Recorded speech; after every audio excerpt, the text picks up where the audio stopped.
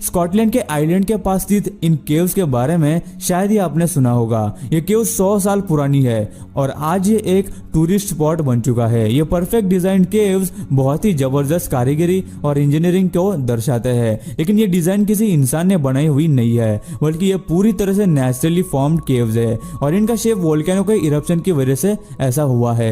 सुनने में भले ही ये बहुत अजीब लग रहा हो, लेकिन ये बिल्कुल सच है। इन केव्स की एक और खास बात ये भी है कि जब इनमें से हवा गुजरती है तो बहुत सुरीली आवाज सुनाई देती है। इंसान आज कई सारी चीजें बना रहा है और डिजाइन कर रहा है, लेकिन नेचर बिना किसी की मदद से कई सालों पहले अपना कारनामा दिखा